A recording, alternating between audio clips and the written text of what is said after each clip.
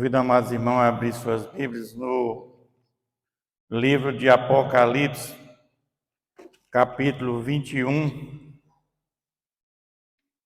Apocalipse, capítulo 21. Vamos ler do versículo 1 ao 8.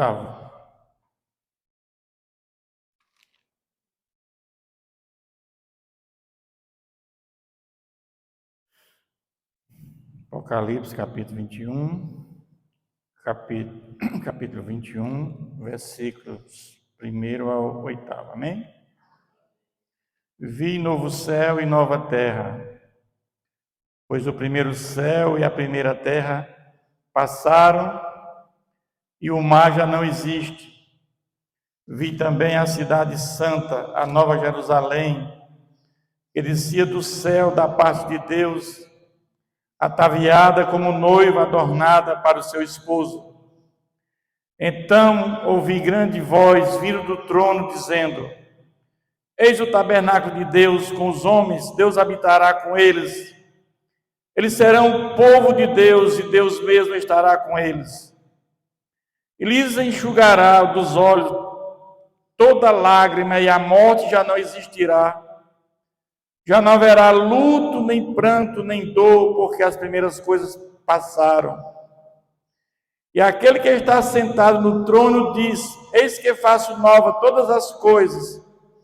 E acrescentou: Escreve, porque estas palavras são fiéis e verdadeiras. Disse-me ainda: Tudo está feito. Eu sou o Alfa e o Ômega, o princípio e o fim. Eu a quem tem sede darei de graça da fonte da água da vida. O vencedor herdará estas coisas, e eu lhe serei Deus, e ele será meu filho. Ele me será filho. Quanto, porém, aos covardes, aos incrédulos, aos abomináveis, os assassinos, aos impuros, aos feiticeiros, aos idólatras, a todos os mentirosos, parte que lhes cabe será no lago de fogo, que arde com fogo, no lago que arde com fogo e com enxofre, a saber, a segunda morte. Senhor nosso Deus e Pai, possamos cultivar o temor a Ti com o princípio da sabedoria, reconhecendo que o Senhor é nosso Criador, e que sem Ti nada podemos fazer. Nos instrui na Tua palavra, Pai, para que possamos, Senhor, entender de forma verdadeira aquilo que o Senhor quer para nossas vidas, em nome de Jesus. Meus irmãos, o tema da nossa mensagem é o novo céu e a nova terra, a morada dos salvos. O livro de Apocalipse, ele contempla o passado, o presente e o futuro. Ele vai desde a primeira vinda de Jesus até a segunda vinda de Jesus. Existia já, era prática naquela época, adoração aos imperadores que já tinham morrido, os imperadores mortos. Mas existia um imperador na época desse livro, na época que João escreveu, que era Domiciano. Vamos ver que era um tipo de anticristo que já existiu. E ele foi o primeiro imperador a exigir adoração a ele enquanto estava vivo. E esse livro que João escreveu, João era apóstolo da igreja de Éfeso, e a perseguição era muito grande, e João, por dar testemunho da palavra de Deus, e por causa da palavra e do testemunho de Jesus, ele foi exilado na ilha de Patmos, no mar Egeu, de rocha vulcânica. Então João, lá nessa ilha, teve visões, baseadas em símbolos, e no Cristo ressurreto. E esse livro ele é importante porque ele encoraja a igreja. As pessoas estavam se convertendo naquela época, os judeus estavam convertendo ao cristianismo. João estava pregando o que Jesus tinha feito, que a salvação se dava através de Jesus e não da lei. E havia esse entendimento Então, mas aí acontece que o império estava matando as pessoas, martirizando, e esse livro vem para dar esperança àquelas pessoas do primeiro século, e a nós hoje também, e a nós também hoje. Que nós, por mais que nós tenhamos sofrimento nesta terra, nós vamos saber que quando nós morremos em Cristo, nós vamos estar em gozo lá no paraíso. Então esse livro ele é para o presente, para o passado e para o futuro. Então esse livro encoraja aquele povo a realmente eles ficar firmes na palavra de Deus, ficarem firmes na palavra do Senhor. A vitória de Cristo e sua igreja. Apocalipse é o livro que revela o programa de Deus para a humanidade. A história do plano de salvação de Deus. A felicidade eterna dos que reinarão com Cristo em toda a eternidade. Mas o livro de Apocalipse é um livro muito difícil de entender. Porque de ser interpretado. Porque é um livro que ele fala de números, simbologia. Tem que entender que ele também traz livros do Antigo Testamento, Gênesis, Êxodo, Zacarias, Isaías, Daniel. Nós temos que entender todas essas passagens que existem no Antigo Testamento. Números como 7, que é o 12, povo de Deus, 7, perfeição de Deus, 10 é tudo, 1000 é absolutamente tudo. É um livro que tem símbolos, a besta do mar, quem o anticristo vai aparecer, o último anticristo, que é a besta da terra, são falsos profetas, e tinham naquela época, e já tem hoje também, vai ter o último anticristo, o último profeta. Tem o dragão, que é Satanás, os candeeiros, que são as igrejas, o incenso, que é a oração, o milênio, que é o tempo de Deus, entre a primeira e a segunda vinda, os 1000 anos. Então é um livro difícil de você entender, por conta que é simbologia. Você não pode ler Apocalipse de forma literal. Você vai ver que o capítulo 19 está depois do 20, e assim não é literal. Mas nós temos que entender Apocalipse, que Apocalipse é um livro de 22 capítulos, mas é como se você lesse 7 etapas paralelas e progressivas. É como se tivesse 7 livros dentro de um mesmo livro. Quando você lê Apocalipse, você vai ver que tem 7 passagens progressivas falando a mesma coisa de forma diferente. Vamos ver que o capítulo, por exemplo, do capítulo 1 ao 3, João vê a visão de Jesus glorificado lá no céu, reinando no trono. E ele vai ver que tinha as igrejas da Ásia Menor que estavam sofrendo. Jesus manda que ele escrevesse para aquelas igrejas de Éfeso. Diz que o amor, eles tinham abandonado o primeiro amor. A igreja de Hermina era uma igreja perfeita. Deus não viu nenhum problema nessa igreja. Conheça a tua tribulação, a tua pobreza, mas tu és rico. Eles tinham essa verdadeira comunhão com Deus. A igreja de Pérgamo ele considerava que a doutrina de Balaão era pregada. Ensinava o Balaque a armar ciladas. Nós vimos que o povo de Canaã, ele vai entrando na terra prometida. Balaque era o rei dos midianitas. E Balaque, ele viu que aquele povo era muito forte. Tinha derrotado vários reis antes de chegar na terra prometida. E Balaque, que era o rei dos midianitas, chama Balaão para amaldiçoar o povo de Deus, os israelitas. Mas Deus chega e diz não. E ele faz abençoar o povo. Mas depois esse próprio Balaão, ele faz com que o povo venha a se prostituir e venha a adorar a deuses pagãos. É isso que Jesus fala para essa igreja de Pérgamo. Tiatira, existia uma mulher chamada Jezabel que se prostituía. A igreja de Sardes, porque não tem achado íntegras as tuas obras. Filadélfia era uma igreja perfeita, Deus não viu nada nessa igreja que abominasse. Esse que está posto diante de ti uma porta aberta, a qual ninguém pode fechar. E a Laodiceia, que era a igreja que realmente tinha grandes problemas, se dizia rica, opulenta, mas Jesus dizia que era pobre, era infeliz e miserável. Eles se achavam uma igreja que, porque tu não és quente nem fria, tu és morna. Esse mesmo sentido dessa igreja existe hoje nas igrejas, esse mesmo problema nós temos hoje nas igrejas. A mesma situação. Os anos se passaram, estamos com 2000 anos, e esses mesmos problemas encontramos hoje nas igrejas, né?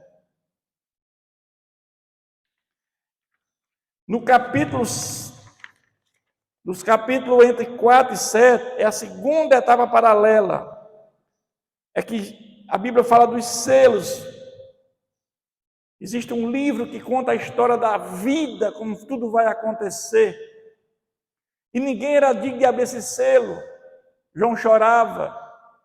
E o ancião disse: não, o Cordeiro vai abrir. Jesus, ele vai abrir esse livro, quebrar os 7 selos. E João vê a visão do trono de Deus. João é arrebatado para o céu em espírito, e lá ele vê o trono de Deus. Como é Deus? Capítulo 4 a 7, nós vamos ver que João vê o trono de Deus. Ele vê uma cadeira iluminada, Deus com uma luz. E esse livro selado, Deus começa a abrir os selos, o primeiro selo, até o quarto, são os 4 cavaleiros do Apocalipse. Cavalo branco, o primeiro selo, o segundo, o cavalo vermelho é guerra, o terceiro é fome, é o cavalo preto, o quarto é martírio, epidemia, é o cavalo amarelo. Estamos vendo já isso hoje, os selos já foram sendo abertos, é cíclico, as coisas estão acontecendo. Clamor do céu, eles clamavam, aqueles que morreram pela fé em Jesus: até quando, Senhor? O Senhor não vai vingar a nossa morte? Jesus diz: até se completar todos que precisam, né, fechar aquela conta. E aí nós vamos ver o clamor na terra. E aí tem um interlúdio, os 144 mil selados. O que é isso? 12 eu falei que é o número do povo de Deus. Então 12 eram as tribos, 12 eram os apóstolos, 12 vezes 12, 144, vezes 1000, que é tudo, absolutamente tudo, dá 144 mil. Quer dizer isso aqui? É todo o povo de Deus que vai se salvar. 144 mil é um número simbólico na Bíblia que vai dizer todo o povo de Deus que vai se salvar. É isso que 144 mil quer dizer em Apocalipse. Eu lembro que tem umas seitas que dizem que só eles, esse nome é para uma seita. Aí a seita passou, hoje já tem 5 milhões, aí mudou tudo. A visão dos glorificados, aqueles que morreram em Cristo e que estão lá já reinando a sua alma lá no céu de Abraão. João vê isso quando ele chega lá no céu. Depois nós vemos uma terceira etapa, progressiva, a mesma coisa se repete em Apocalipse. Ou seja, é um livro que contém 7 livros, se repetindo, a mesma história é contada de forma diferente. As 7 trombetas agora, que vai do capítulo 8 a 11, ele abre o 7º selo e vem a primeira trombeta. Ele atinge a vegetação, ele é destruído, 1/3. A segunda trombeta é o mar, a terceira é os rios contaminados. A 4ª trombeta é a luz, a 5ª trombeta é pragas. A 6ª trombeta é a humanidade morre. Tudo isso está acontecendo hoje, as trombetas estão sendo tocadas. Mas as trombetas, o que é? É o juízo parcial de Deus com misericórdia. Deus chamou o homem ao arrependimento. Ainda temos tempo para arrependimento. As trombetas estão sendo tocadas, mas ainda há tempo para arrependimento. É o juízo parcial de Deus sendo colocado. Nós estamos vendo a vegetação sendo destruída, nós estamos vendo os mares sendo contaminados, os rios contaminados. Você sabe que 100% da água do planeta, 98% é de água salgada. 2% é de água doce. Dessa água doce, 1% está nas geleiras. Sobrou 1% de água. Desse 1%, 0,5% está poluída. Sobrou quanto de água potável para o mundo todo? 0,5% de toda a água do universo é utilizada. Então essa palavra aqui diz que futuramente O maior problema da humanidade vai ser água. Vamos ter guerras por conta de água. Então tem Apocalipse, está tudo isso aqui. Aí vem as duas testemunhas. Quem são as testemunhas do Apocalipse? É a igreja. Nós temos que ir no livro de Daniel. A última semana de Daniel está se cumprindo. Ela está indo desde a primeira vinda de Cristo até a segunda. Então, na metade dessa semana, que não é literal, a igreja está pregando o evangelho. Nós estamos pregando o evangelho, nós estamos nessa semana. Mas quando no meio dessa semana se levantar o último anticristo, o anticristo apocalíptico, a igreja vai cumprir sua missão, ela será morta, muitos vão morrer. Quando o anticristo surgir, não vai ter aqui o pastor pregando mais nessas igrejas, nenhum pastor Firmino, eu não vamos ter mais pregando, porque essas igrejas vão ser tomadas por aqueles que vão adorar o anticristo. É um momento terrível que nós vamos acontecer na nossa vida. No final da grande tribulação, Jesus vem e arrebata a igreja. A igreja passa pela grande tribulação, sim, não passa pela ira de Deus. A igreja vai estar pregando até a metade dessa semana. Mas depois, no final dessa semana, será por um tempo curto, o anticristo é levantado. E aí vem a sétima trombeta. Aí não há mais misericórdia. Sétima trombeta é a vida de Jesus mesmo. Quando a sétima trombeta tocar, é a vida de Jesus. E agora vamos ver agora o capítulo 12 ao 14, que é uma outra etapa. É a quarta etapa paralela. Se levantam os 4 inimigos de Deus, que é o dragão, o anticristo, o falso profeta e a Babilônia. A mulher, o dragão, você sabe que a ideia do Satanás era matar o menino. Jesus não podia vir. Você lembra lá no Egito, quando tentaram matar as crianças? Escapou Moisés. Moisés é a semente. Depois, quando Jesus nasce, Herodes o Grande manda matar todos os meninos. Ali era para Jesus ser morto. Por quê? Porque sem Jesus não há salvação. A salvação sempre vai ser pela fé em Jesus. Ele veio morrer no nosso lugar para a salvação. O plano de salvação da humanidade passa por Jesus. E aí nós vamos ver que os anjos pelejam lá no céu contra o dragão. A vitória de Cristo sobre o povo. No capítulo 13 nós vamos ver que a besta emerge do mar. Quem é essa besta? É o homem da iniquidade que vai aparecer lá em Tessalonicenses, que diz que no final essa besta vai se erigir e vai ocupar o lugar dos santos. É o homem da iniquidade, é o último anticristo que vai aparecer. Já apareceram outros anticristos, claro. Nero, Domiciliano, Hitler, tipo de anticristo. Mas o último anticristo é levantado, esse vai aparecer. A besta que emerge da terra é o falso profeta naquela época, que vai ajudar a esse anticristo. Mas nós já estamos vendo hoje falsos profetas pregando nas igrejas. O que tem hoje no mundo é falso profeta pregando. Estamos acontecendo tudo isso. Vivemos num mundo com decadência contínua.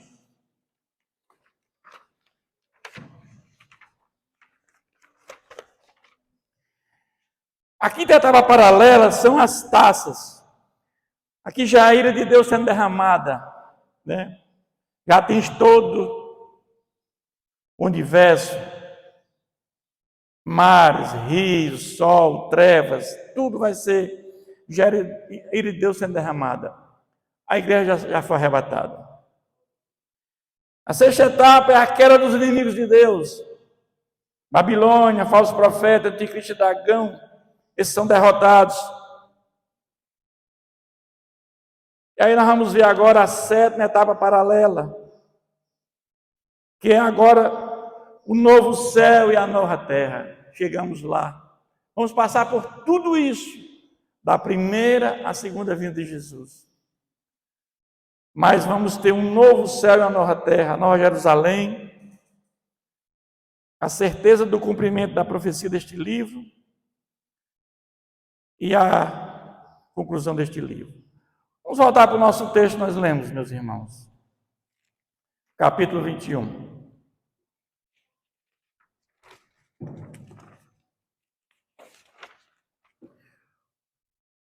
Capítulo 1 diz: vi novo céu e nova terra, pois o primeiro céu e a primeira terra passaram e o mar já não existe. O que vai acontecer quando Jesus voltar, segunda vez de Jesus?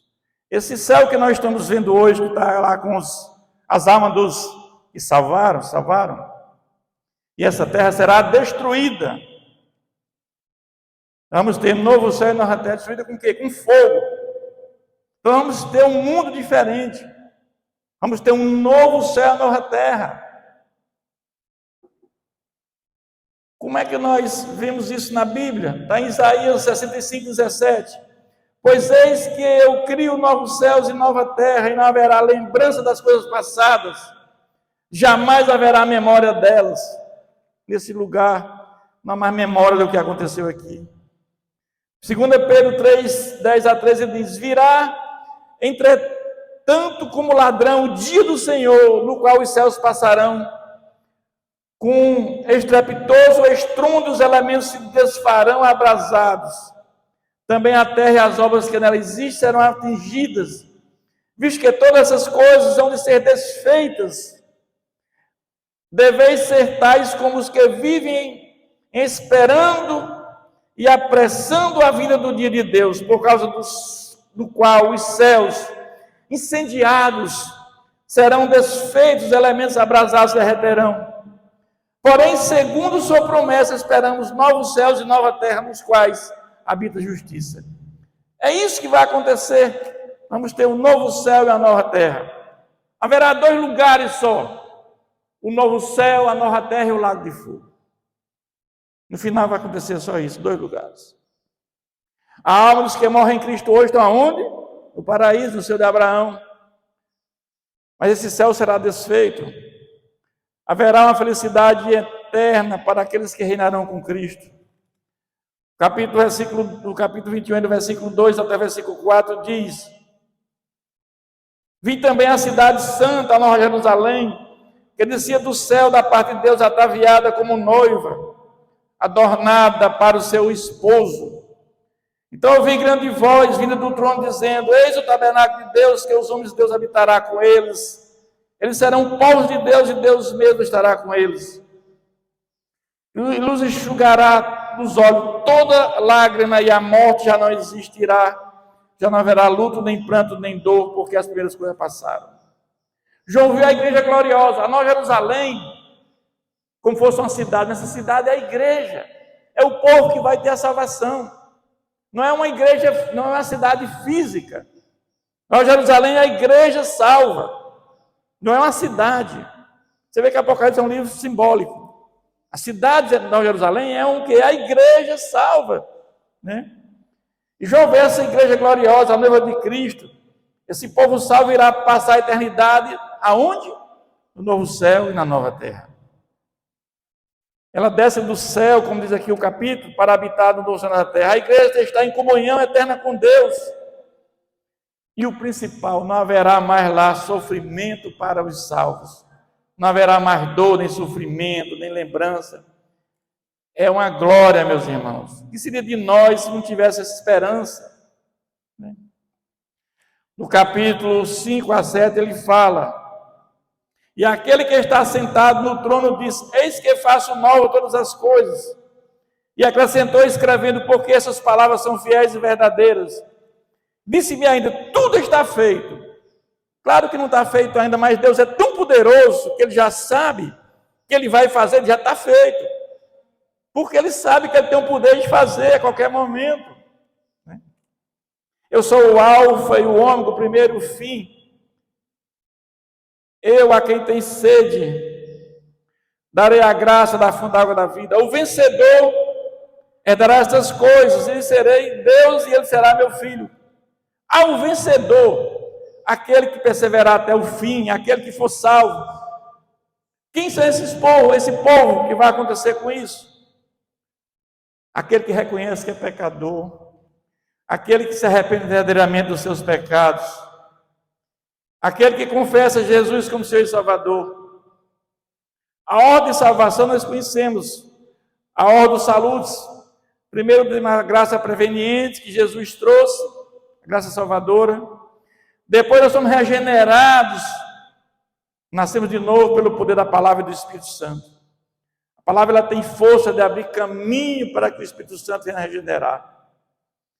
Fé e arrependimento, nós somos justificados por Deus Pai, adotados como filho de Deus e santificados, o Espírito Santo nos conduzindo para isso, e depois vem a glorificação. Esse caminho aqui é o caminho que leva a nós habitarmos no novo céu e na nova terra.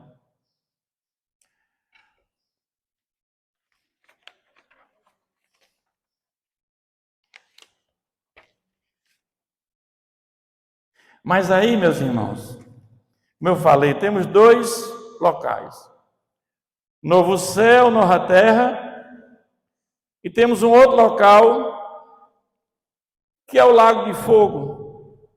Quem vai habitar no lago de fogo? Versículo 8. Quanto, porém, aos covardes, aos incrédulos, aos abomináveis. Quem são os covardes? Não tiveram coragem de assumir Jesus como seu Salvador. Tiveram vergonha de Jesus. Nós temos hoje pessoas que têm vergonha de usar a Bíblia na mão, sabia, irmão? Eu tinha lá na minha empresa um homem que eu conhecia há 20 anos. E eu fui distribuir Bíblia lá na empresa. Eu fui Gideão há 8 anos, distribuindo Bíblias em hospitais, colégios, escolas, presídios, motéis, hotéis. E esse homem, 20 anos, ele nunca soube que ele era evangélico. Eu também sou evangélico. Ele se escondia. Mas era evangélico. Ele se escondia. Incrédulos, passaram a vida se recusando a crer em Jesus. Ouviram a palavra, ouviram, mas não quero saber desse Jesus. Os assassinos, aqueles que perversamente, de propósito, tiraram a vida de tantas pessoas. Os impuros, aqueles que viviam no adultério, na fornicação, na prostituição. Os feiticeiros, que falavam com espíritos malignos, pactos malignos.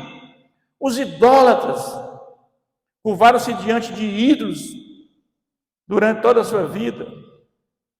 Idolatria não é só imaginar, você pode idolatrar um carro, uma casa, idolatria é tudo. Você pode idolatrar tanta coisa. Os mentirosos, viviam na prática da mentira durante toda a sua vida, praticando hipocrisia, falavam uma coisa e pensavam outra. Esses aqui são os que vão estar onde? No lago de fogo, que é a segunda morte, por toda a eternidade. Juntamente com quem? Com a besta, com o falso profeta. A morte vai estar no lago de fogo. O inferno vai estar no lago de fogo. Porque o inferno hoje é um lugar intermediário. Por que a morte vai estar lá? No lago de fogo. Porque as pessoas vão querer morrer e não podem. É por isso. O que é o lago de fogo na realidade? Existia lá em Jerusalém um lugar que se colocava o lixo. E também era comum, quando matava aqueles assassinos, ladrões, não enterrava, eles colocavam junto com o lixo. Colocavam enxofre e tocava fogo. Ficava aquela fumaça. Região, Vale do Rinom, região do Tofete. Lago de fogo vem da Bíblia, vem daí. Lugar de sofrimento, de tormento. Eu creio que o lago de fogo é um lugar de desolação, de sofrimento. Imagina uma pessoa que vai estar lá no lago de fogo, sabendo que tinha bens, era uma vida aqui, né? Uma vida mundana, prazerosa, vivia no adultério, no pecado, vivia em tudo isso que ele tinha, muito dinheiro, não queria saber de Deus, e lá ele está agora no lugar com dores, sofrimento, não tem remédio, ele também não pode morrer, pelos séculos dos séculos dos séculos. Se as pessoas soubessem disso, meus irmãos, buscavam a salvação a qualquer preço. Isso é muito forte. Os que se salvam estão lá na glória, entre o céu e a terra. Eu acho que é passeando, né? Entre o céu e a terra. Nós vamos ser seres espirituais, não é isso? Como anjos. Mas esses que não... E o que é a segunda morte? A segunda morte é espiritual, é o lago de fogo. Primeira ressurreição, ela é espiritual, é o Espírito Santo que habitando dentro de nós.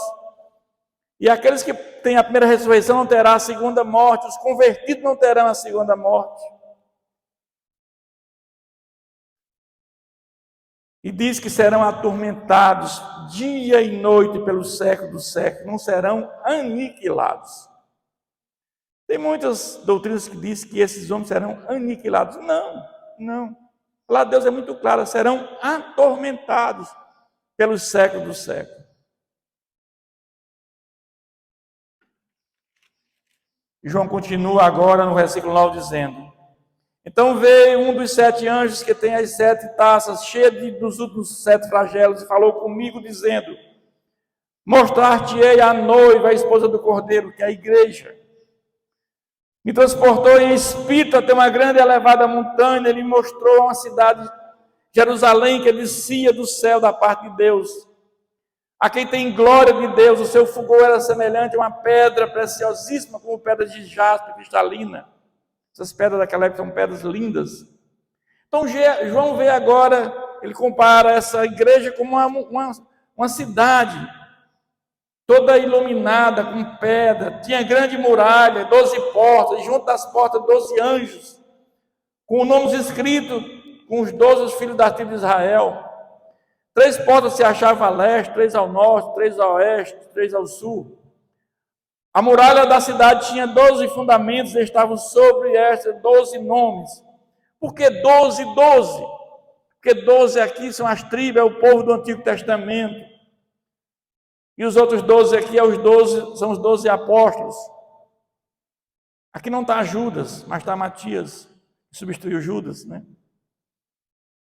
E 12 vezes 12, 144. Ela é perfeita. A cidade é quadrangular, de comprimento, largura, com vara até 12 mil estados, seu comprimento e largura são iguais. Então João está mostrando essa cidade que é de ouro, né? Está dizendo que os fundamentos da muralha são de pedras preciosas, tipo safira, sardônio, são pedras ametista, né? Então João vê essa cidade, que cidade ela é o quê? Ela é pura, ela é perfeita, ela é valiosa, porque ela foi comprada com o sangue de Jesus. Então ele vê essa cidade, mas é a igreja que João está vendo. Está comparando a tudo isso. É simbólico. Mas o interessante que ele diz aqui que essa cidade não vi santuário, porque o seu santuário é o Senhor Todo-Poderoso, o Cordeiro. Por que não tem santuário? Nós vimos que aqui na época da lei tinha um santuário. Para quê? Para que o sumo sacerdote entrasse nos santos dos santos com sangue, para colocar na tampa da arca, que era o propiciatório, para o perdão dos seus pecados, do pecado de todos os demais.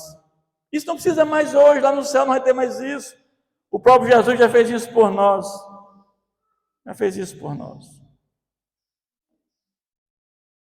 E diz também que as nações andarão mediante a sua luz, e os reis da terra lhe trazem sua glória. Nunca mais penetrará coisa alguma contaminada, nem a prática da abominação e mentira, mas somente os escritos no livro da vida do Cordeiro. Nada estará contaminado nessa cidade, somente os escritos no livro da vida. Antes da fundação do mundo, Deus já sabia quem ia se salvar e escreveu no livro da vida. Está escrito. Eu creio que é por presciência, mas quem é da igreja reformada pensa diferente, pensa que é eleição. Eu não tenho nada contra. Apenas eu discordo, né? Eu acho que Deus é tão justo que Ele não pode escolher alguns e outros não. Eu creio que a palavra de Deus está para isso. A palavra de Deus, ela abre caminho para o Espírito Santo fazer a obra. Eu creio assim. Mas não tem problema nenhum. Também quem pensa que tem eleição, aí também vai ser salvo. Não tem problema nenhum, né? Não tem problema nenhum. Eu creio assim, né? que nós não perdemos a capacidade de atender ou não o chamado de Deus. Mas o interessante em tudo isso, meus irmãos, é que diz assim, no 22, aqui no comecinho aqui, então lhe mostrou o rio da água da vida, brilhante como cristal, que sai do trono de Deus e do Cordeiro, no meio de uma praça, está a árvore da vida. Olha só, quando Adão veio, Deus colocou o quê? 2 árvores, do conhecimento e da vida. E quando o homem cai, Deus colocou anjos protegendo a árvore da vida, não foi isso? Não tinha mais acesso. Agora está livre. Temos acesso a ela.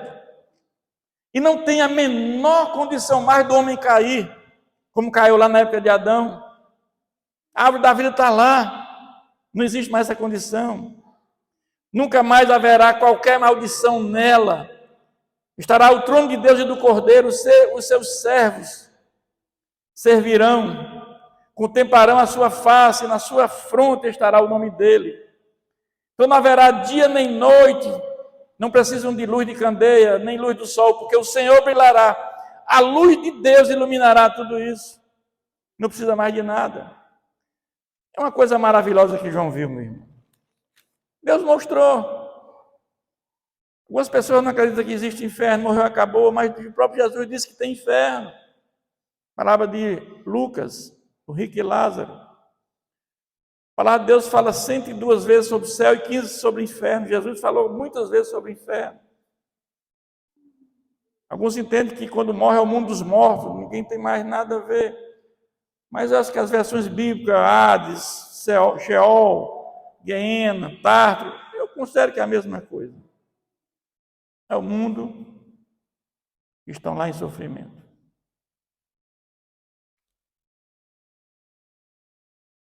Eu quero concluir dizendo que a vontade de Deus é que todos cheguem ao pleno conhecimento da verdade e que todo homem seja salvo. Isso é que a Bíblia fala.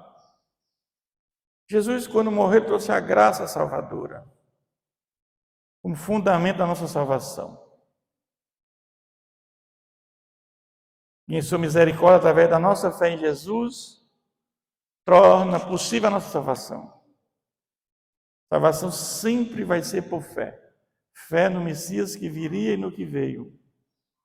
Abraão e todos os patriarcas se salvaram como? Pela fé. Pela fé no Messias que viria. E nós, no Messias que já veio.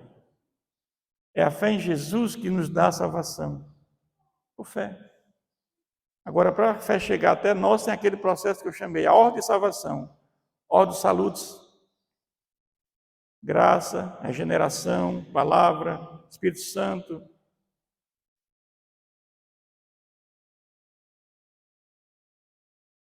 Justificação, adoção, glorificação. Precisamos passar por todas as etapas. Qualquer um, todos têm que passar por isso. Independente da sua doutrina, tem que passar por isso. A qualquer momento podemos partir desta vida. Ela é como um sopro. Eu convido você a fazer uma reflexão sobre sua vida espiritual. Como é que está a sua vida espiritual?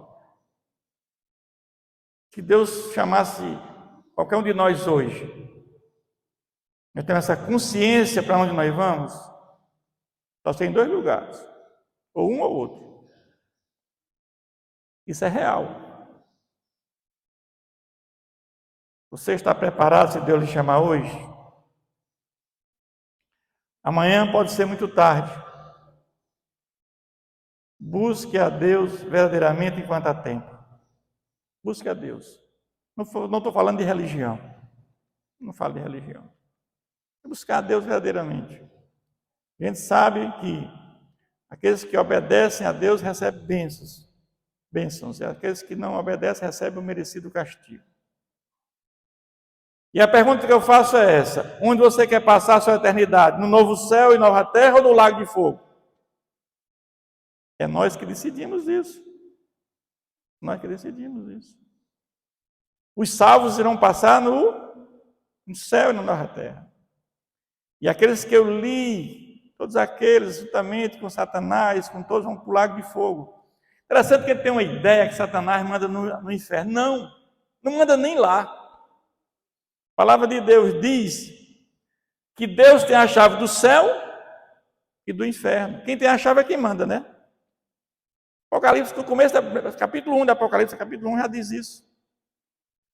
Jesus tem a chave do céu e do inferno, ele é que manda. Quando Jesus veio, Satanás foi aprisionado na primeira vinda. Em que sentido? Ele perdeu os poderes, só vai até onde Deus quer. Ele só atua até onde Deus permite. É nesse sentido que ele está preso. Mas pertinho de Jesus voltar, ele será solto. E aí a coisa vai ser muito complicada. O lago de fogo foi criado para punir o diabo e seus anjos que se rebelaram contra Deus. Mateus 25, 41. Mas quando nós pecamos, esse também se torna o nosso destino. Esse lugar longe de Deus é terrível, cheio de sofrimento, como já descrevemos. Deve ser terrível, deve ser horrível, comparado com toda a eternidade. Deus não quer que ninguém vá para o lago de fogo. Ele nos ama e criou cada pessoa de forma especial. Mas Deus não obriga ninguém a amá-lo. Se quisermos, podemos pecar. Mas o castigo do pecado é a nossa separação de Deus. Os salvos vão morar no céu com Jesus, na nova céu, na nova terra, por toda a eternidade. Mas os não salvos passarão uma eternidade sem Deus. O lago de fogo é o destino final de todos que rejeitaram a Deus. Deus enviou Jesus para nos salvar do lago de fogo. Se as pessoas soubessem quando morre, assim que morre, quando é que vão, o mundo era diferente. Se as pessoas acreditassem nisso. O problema é que as pessoas não acreditam. Não acreditam. Acham que morreu, acabou. Não! Jesus, quando vai ressuscitar Lázaro, o que ele falou? Eu sou a ressurreição e a vida. Quem crê em mim, ainda que morra, viverá. Há uma continuidade de vida para os que creem em Jesus. É uma palavra forte, mas é isso que a Bíblia prega. Isso que a palavra de Deus prega em Apocalipse. É um livro simbólico, difícil de ser entendido, mas é essa a verdade. Há muitas interpretações diferentes de Apocalipse. Você vai pegar pastores, cada um é diferente. É o livro que eu mais gosto da Bíblia, sou sincero. É o livro que eu mais gosto, é o livro que eu mais estudei na Bíblia, é Apocalipse. Mas é um livro que nos dá esperança para todos nós que estamos em Cristo. Nos dias de hoje também, nós passamos por tribulações, por tanta coisa. Eu lembro que o Salmo 37 e o 73 de Asaf e de Davi, eles viram o ímpio prosperar, eles viram aquela pessoa progredir, não adoece, tem tudo aquilo. E eu estou com Jesus e sofro, tenho dificuldade financeira, tenho dificuldade de tudo. Vale a pena seguir esse Jesus? Eles tiveram uma crise existencial, quase cai. Aí diz, não. No final diz, não. Mas que adianta eu ganhar o mundo inteiro e perder a sua alma? Tem pessoas hoje lutando só pelo dinheiro, só pelo ter, e o ser. E morrem. Quando morremos, nada levamos, somente a alma. Vai para um destino ou vai para outro. Daí nós temos essa consciência, né? Que devemos buscar a todo custo nossa salvação. Que Deus nos abençoe. Amém? Com suas cabeças, por favor, feche seus olhos. Senhor, nosso Deus e Pai, obrigado, Senhor, pela Tua palavra, que o Senhor inspirou homens, Senhor. Que nós possamos a cada dia mais, Senhor, ter a consciência, Senhor, da Tua palavra, que ela tem força e poder, Senhor, de transformar vidas, Senhor. E a minha oração é que teu Santo Espírito, Pai, ele venha, Senhor, atuar naqueles que ouviram a tua palavra, Senhor, regenerando, transformando, para que haja salvação e vida eterna. Quantas almas na face deste universo, Senhor, precisa ouvir a tua palavra para que teu Santo Espírito faça obra regeneradora e serem salvas, meu Pai. Fica conosco, nos abençoa, em nome de Jesus. Amém, amém e amém.